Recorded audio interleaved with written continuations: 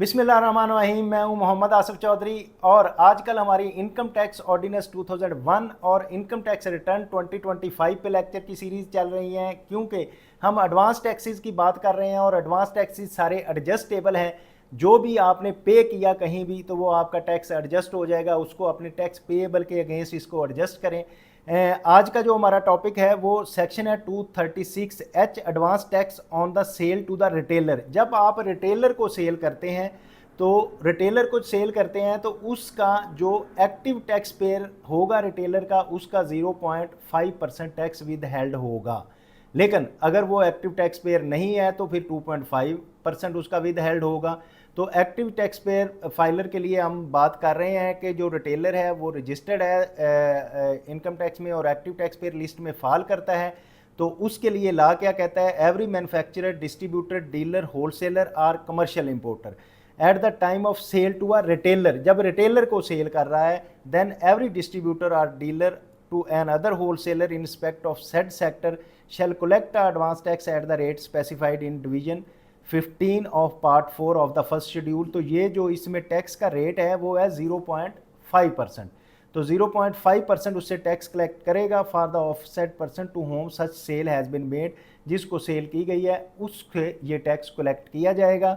और sub section 2 है credit for that collect under sub section shall be allowed to be computing the tax due by the retailer on the taxable income for the tax year in which the tax was collected।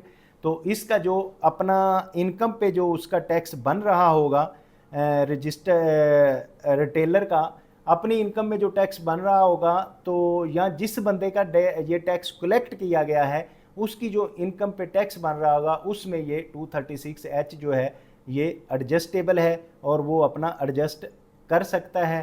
तो ये था advance taxes का आज lecture हुए हैं कि वो आप अपनी जब रिटर्न फाइल कर रहे होंगे तो उसमें वो सारे आप एडजस्ट करें, बल्कि उसको MIS में जाके देख लिया करें। बाज़ औक़ात जो कंपनीज आपको बेच रही होती हैं वो आपका टैक्स काट रही होती हैं, लेकिन आप वैसे ही अपनी रूटीन वाली रिटर्न फाइल कर लेते हैं, जिसके बाद बड़ी प्रॉब्लम्स आ जाती हैं। क्योंकि जब वो आपका टैक्स काट रहे हैं तो उसमें ऐसे है कि जब आपका टैक्स 50,000 से क्रॉस कर जाता है 236H का, तो आपको FBR जो है POS भी इंस्टॉल कर देता है और आपको रजिस्टर्ड कर देता है सेल्स टैक्स में, आपको पता ही नहीं होता। तो इसलिए आप MIS सिस्टम में देखेंगे कि आपका कितना टैक्स कट रहा है, वो आप एक तो क्लेम करें, आपको फ़ायदा हो जाएगा। दूसरा आपको ये पता चलेगा कि आप कितनी टोटल परचेजेस कर रहे हैं और कितनी सेल कर रहे हैं। तो अपनी ट्रू एंड फेयर रिटर्न जो है वो फाइल करें ताकि आप अपनी पेनल्टीज से भी बचें और डिफ़ॉल्ट सरचार्ज और नोटिस से बच सकें। तो मैं जैसे कि हमेशा आपको कहता हूं कि ये लर्निंग का एक फोरम है और इस पे आपको हमेशा ये कोशिश की जाती है कि सिखाने की कि आप प्रॉपर टैक्स पे करें और एज़ पर लॉ अपनी रिटर्न फाइल करें, किसी एक्सपर्ट से अपनी रिटर्न फाइल करवाएं। तो उम्मीद है कि ये सारी चीज़ें आप समझ रहे होंगे और इसको आगे दूसरों को समझाने के लिए लाइक, शेयर और सब्सक्राइब भी कर रहे होंगे। तो अगर फिर भी कोई प्रॉब्लम आए तो कमेंट बॉक्स में कमेंट करें, उसका रिप्लाई दिया जाएगा। Thank you very much, have a nice day.